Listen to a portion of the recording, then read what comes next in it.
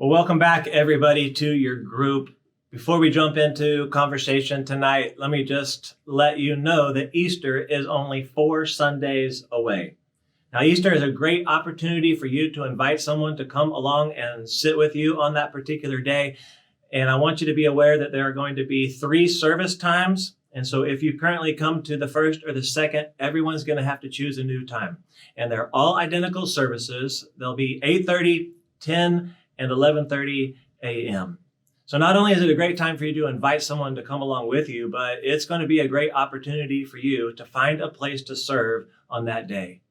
There's many opportunities with an additional service, so jump in and join a team. You can find that in the app under the Serve section, and we'll follow up with you and get you in the right spot. Now, in the past, we have seen sometimes twice as many people in the building on Easter Sunday as we did just the weekend before.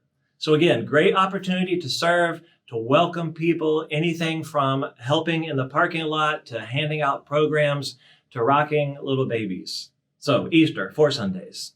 Okay, let's get back to Battle Ready. As a reminder, this passage we're looking at is written by a follower of Jesus by the name of Paul to some friends of his in a church that he actually started in the city of Ephesus.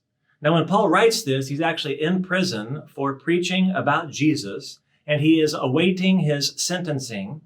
And when he writes this letter, he is probably drawing his imagery from a Roman guard soldier who is there to guard him 24/7. And he is reminding his people that they're in a spiritual battle and to be aware, hey, if you're in a spiritual battle, you have to fight with resources available to you that are spiritual in nature. So we've mentioned these pieces already, the belt of truth. We talked about the armor or the breastplate of righteousness. We talked about the shoes of peace and the shield of faith. And today we come to this additional piece of armor called the helmet of salvation. Now, I hope that you're reading the entire passage, chapter 6, starting in verse 10 through 20 with your group every week. What we're going to look at tonight is in chapter 6, verse 17, where Paul writes these words, "Take up and put on the helmet of salvation."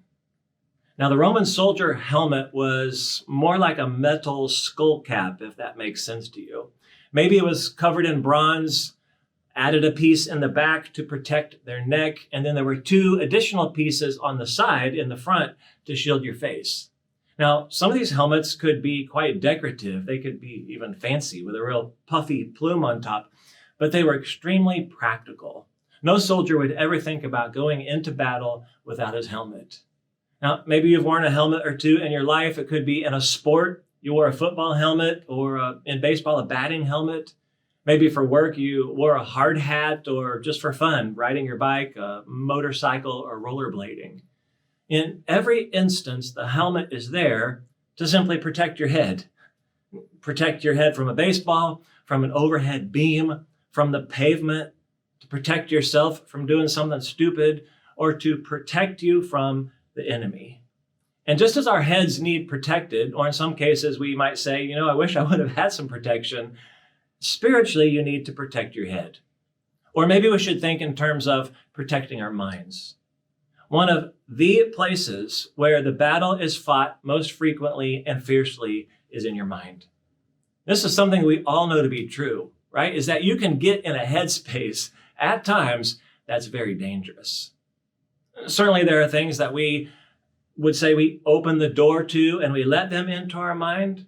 A thought or an idea lingers, right? The more you entertain it, the more it affects your emotions, eventually your decisions, and then your actions. Many of Satan's lies will come to us through the hurts of other people. Now, you can't change how you feel, can you? But you can change how you think. And what you think, right, if it's right thoughts, will lead you to right feelings. So the choices on the table when it comes to protecting our mind are essentially to control our thoughts or to be controlled by our thoughts, to take those thoughts captive or to be held captive by our thoughts. So I'm not going to provide a lot of answers. I'm actually going to bring this to a close with some questions that you're going to need to wrestle with. Questions like this: what's in your mind? What have you maybe allowed or came into your mind as an intruder? but it occupies your headspace. What kinds of thoughts are consuming your focus? What things are in your mind that distract you or perhaps paralyze you? What are those things rattling around in there that keep you from all that God has for you? And what can you actually do to remind yourself that God loves you, that he went to the ultimate lengths to save you? He has given you power and resources to become all of the things that he has planned for you to become. That's what the helmet of salvation will do for you. So let's pick it up, put it on, and head into battle.